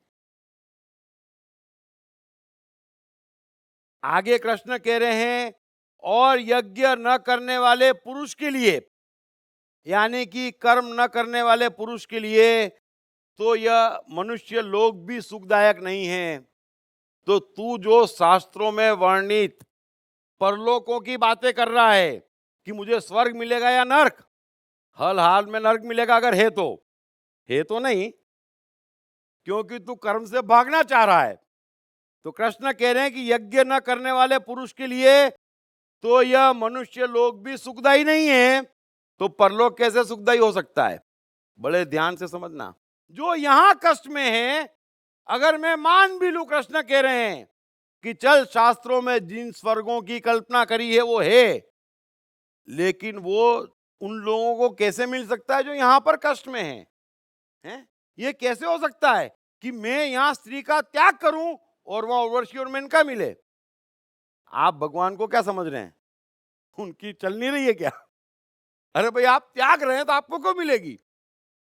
जरा कल्पना करना, आप यहां पर नंगे पांव घूम रहे हैं, कांटों पे चल रहे हैं, शीर्षासन कर रहे हैं, भूखों मर रहे हैं, फिर स्वर्ग में आपको लग्जरी क्यों मिलेगी?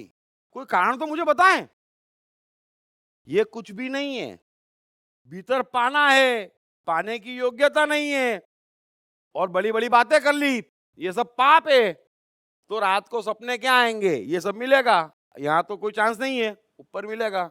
इस आश्रय विचारे कर लेते। तो कृष्ण कह रहे हैं कि संभव ही नहीं है, भूल जा तू। अगर वो है तो भी कर्म से भागने वालों के लिए तो इस लोक में ही सुख नहीं, उस लोक में सुख कहां मिलेगा? इसके आगे कृष्ण अंतिम बात जो कह रहे हैं वो थोड़ा सा मैं मेहरबानी करके कहूंगा, आप सब तो समझ जाएंगे, आप लोगों पे तो मुझे यकीन है, लेकिन जो गीता का अर्थ निकालते और कृष्ण को नीचे लाते, मेहरबानी करके अगर वो समझ जाएं तो काफी अच्छा है। सो कृष्ण कह रहे हैं, हे अर्जुन, इसी प्रकार और भी बहुत तरीके के यज्ञ वेद की वाणी में विस्तार से कहे गए हैं। उन सबको तू मन, इंद्रिय और शरीर की क्रिया द्वारा संपन्न होने वाला जान। इस प्रकार तत्व से जानकर उनके अनुष्ठान द्वारा तू कर्म बंधन से सर्वथा मुक्त हो जाएगा। ब्यूटीफुल। कृष्ण कह रहे हैं कि ये मैंने तो तेरे को काफी लंबी फेरिस्त पकड़ा ही दी।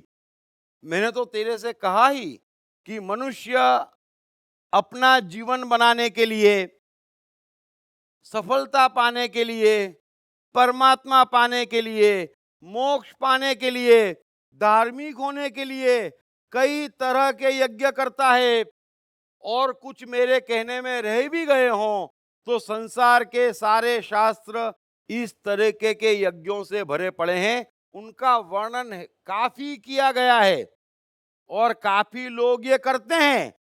लेकिन अर्जुन, ये स्पष्ट समझ ले कि ये बचे हुए सारे यज्ञ हैं मन, इंद्रिय और शरीर के द्वारा किए जाने वाले हैं। इसका परमात्मा से, इसका ब्रह्म से, इसका मेरे से कुछ भी लेना देना नहीं है। बड़ी स्पष्टता पूर्वक समझ लेना। और कहीं कृष्ण जगह नहीं छोड़ते हैं, रत्ती भर जगह नहीं छोड़ते हैं। ऐसा नहीं है, मैंने कल भी कहा था, ऐसा नहीं है कि इंटरप्रिटेशन अलग अलग होते, नहीं।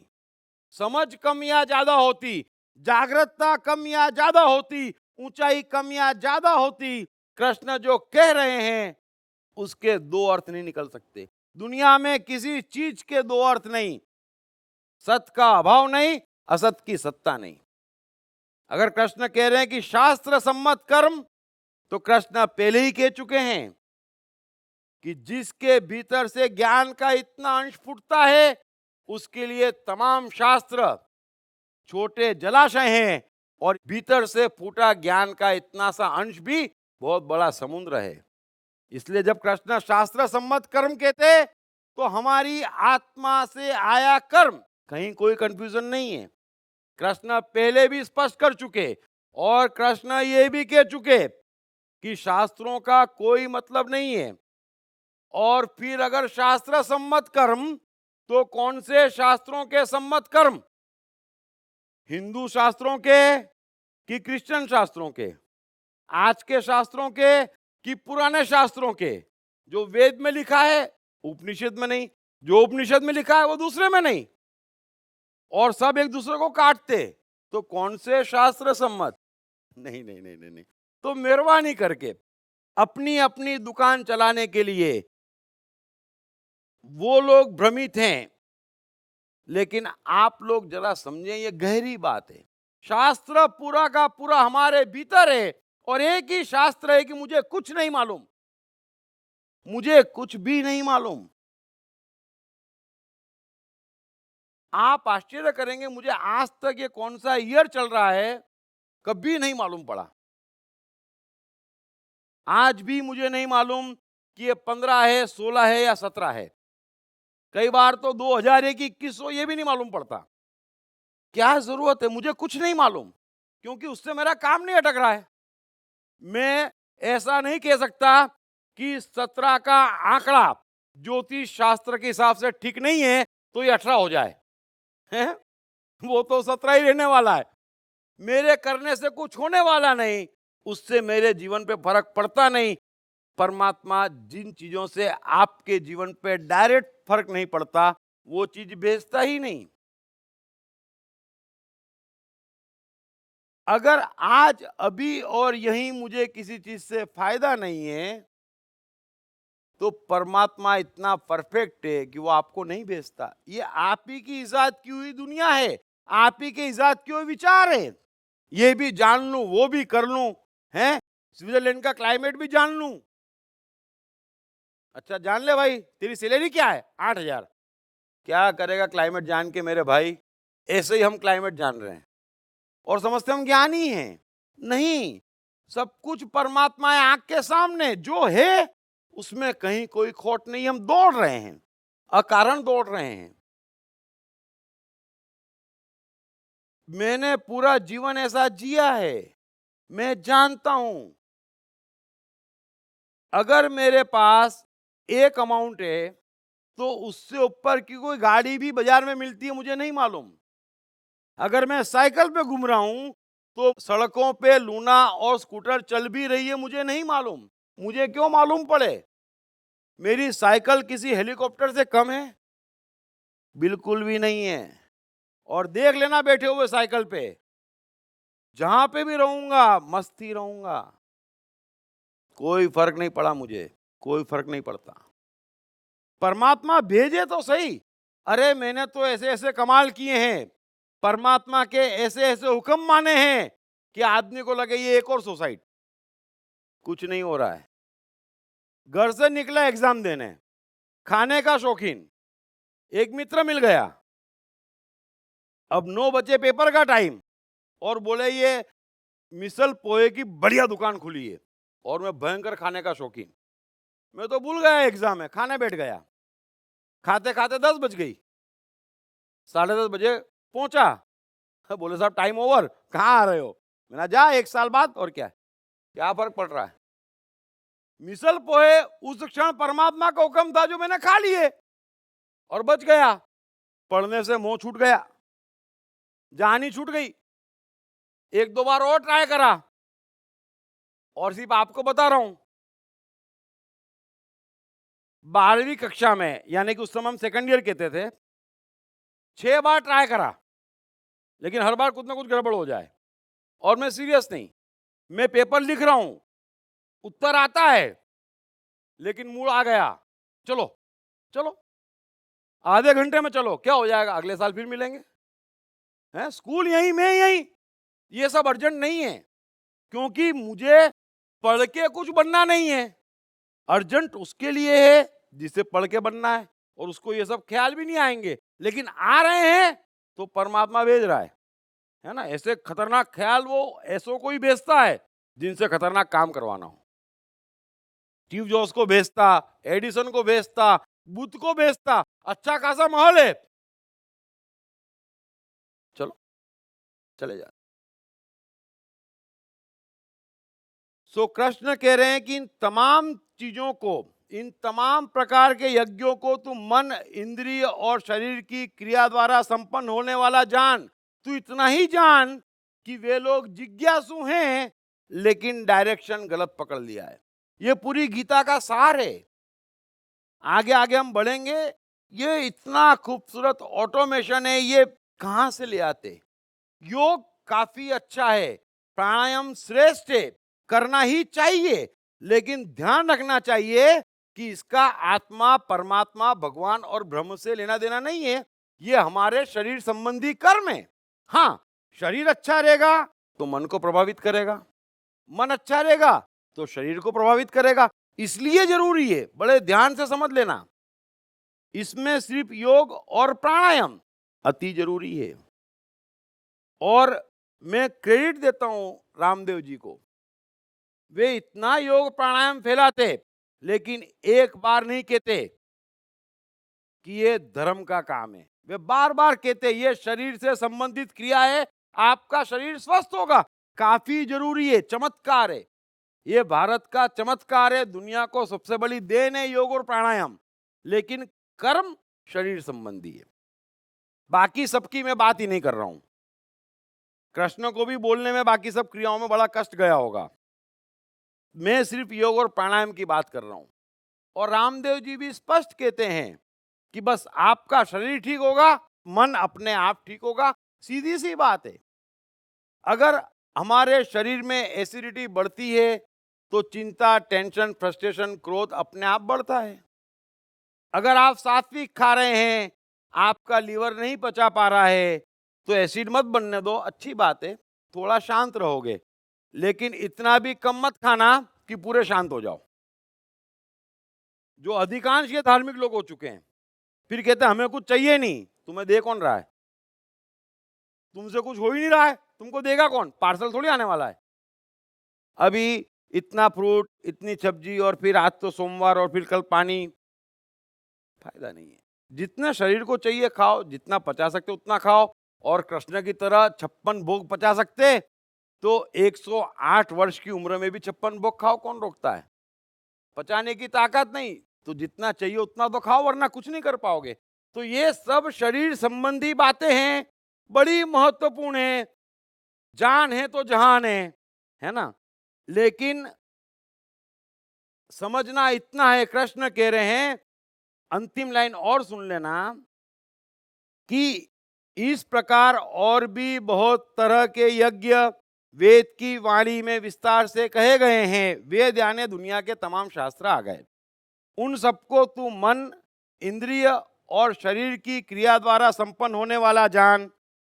इस प्रकार तत्व से जानकर, इस प्रकार तत्व से जानकर यानी इस बात का सत्य जानकर कि मैंने जो पहला यज्ञ कहा उस यज्ञ का सीधा ताल्लुक परमात्मा से है, और बाकी जो कुछ भी यज्ञ है उनका ताल्लुक मन, इंद्रिय और शरीर से है। इस बात को तू तत्व से, सत्य से, यथार्थ रूप से अपने भीतर 100% कॉन्फिडेंस से जान ले और दोनों में भेद कर ले। फिर जितनी जरूरत शरीर को है उतना शरीर संबंधी यज्ञ दे, और बचा हुआ ब्रह्म रूप क्रिया रूप यज्ञ कर, तेरा उद्धार हो जाएगा। तो उसके अनुष्ठान द्वारा तू कर्म बंधन से सर्वथा मुक्त हो जाएगा। ये कर्म बंधन में क्यों बंध रहे हैं? क्योंकि उसको परमात्मा का कर्म समझ रहे हैं।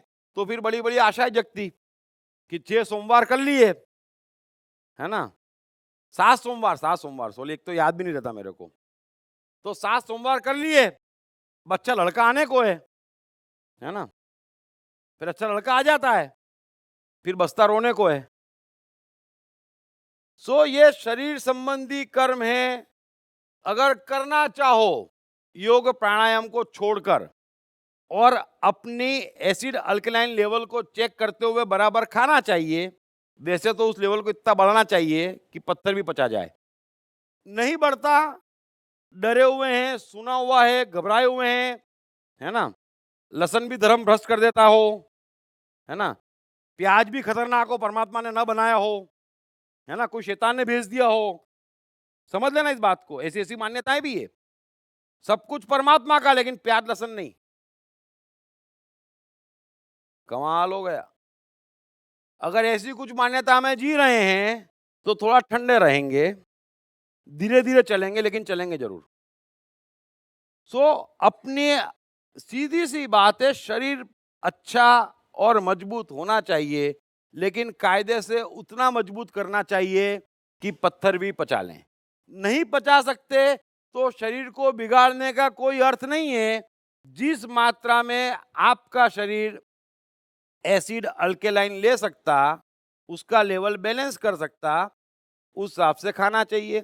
और जितना आपका शरीर एक्सरसाइज कर सकता, बेस योग प्राणायाम है और चलना है, तीनों नेचुरल एक्सरसाइज है, उतनी एक्सरसाइज करना चाहिए जितनी आवश्यक है। और बचा हुआ ब्रह्म कार्य, कृष्ण कह रहे हैं तेरा जीवन बन जाएगा। कृष्ण रेगुलर योगा करते थे, रेगुलर प्राणायाम, चलना रेगुलर, और क्या रथ दौड़ाते थे। 100-105 वर्ष की उम्र में भी उनसे श्रेष्ठ रथ दौड़ाने वाला कोई नहीं था। क्या फिटनेस थी उनकी। लेकिन फिटनेस का राज क्या है? अंतिम से अंतिम समय तक कर्म कर सके, कि इन सब चीजों को बैलेंस करा। तो कृष्ण कह रहे हैं कि ये सत्य तत्व से जान ले कि कौन सी शरीर संबंधी क्रियाएं हैं, उसे शरीर पूर्ता कर, उसका परमात्मा से संबंध मत समझ। और कौन सा परमात्मा के लिए यज्ञ है कि जहां पर हुक्म उसका, और फिर तू भी ब्रह्म, वो भी ब्रह्म, उपयोग की जाने वाली वस्तु भी ब्रह्म, और उसका परिणाम जो आ जाए वो भी ब्रह्म, है ना। सब कुछ उसका, तेरा कुछ भी नहीं। ये दूसरा यज्ञ। तो यहाँ पर हम 10 मिनट का ब्रेक लेते हैं, और निश्चयात्मिका बुद्धि जो मैंने बोला था, थोड़ा उस पर गौर करना, क्योंकि आगे के सूत्रों में वो आएगा।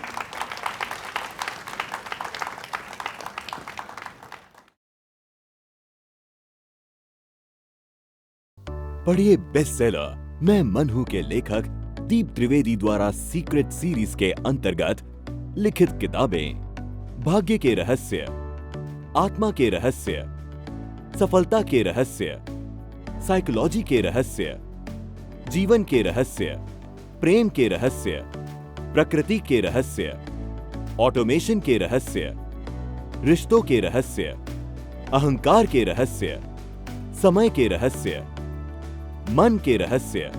ये किताब अंग्रेजी, हिंदी, मराठी तथा गुजराती में एक साथ atmanestore.com पर भी उपलब्ध है।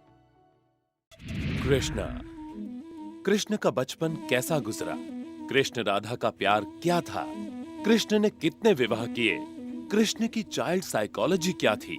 कृष्ण ने ग्वाले से द्वारकाधीश तक का सफर कैसे तय किया? ये यादव स्थली क्या है? इन तमाम सवालों के जवाब जानिए। दीप त्रिवेदी द्वारा लिखित किताब मैं कृष्ण हूँ। ये किताब कृष्ण के संपूर्ण जीवन पर रिसर्च करने के बाद दीप त्रिवेदी द्वारा कुछ इस साइकोलॉजिकल अंदाज में सिलसिलेवार रूप से लिखी गई है कि जिसे पढ़ते पढ़ते आपका जीवन भी बदलता चला जाएगा। मैं कृष्ण हूँ। ये किताब अंग्रेजी, हिंदी, मराठी तथा गुजराती में एक साथ atmanestore.com साथ ही सभी प्रमुख ई-कॉमर्स साइट्स पर भी उपलब्ध है। दीप त्रिवेदी की मनुष्य के जीवन और उसकी साइकोलॉजी पर एक गहरी पकड़ है। मनुष्य जीवन के विभिन्न पहलुओं पर सर्वाधिक चर्चा करने का रिकॉर्ड भी उन्हीं के नाम पर है। मनुष्य जीवन का ऐसा कोई पहलू नहीं जिस पर उन्होंने खुलकर चर्चा ना की हो,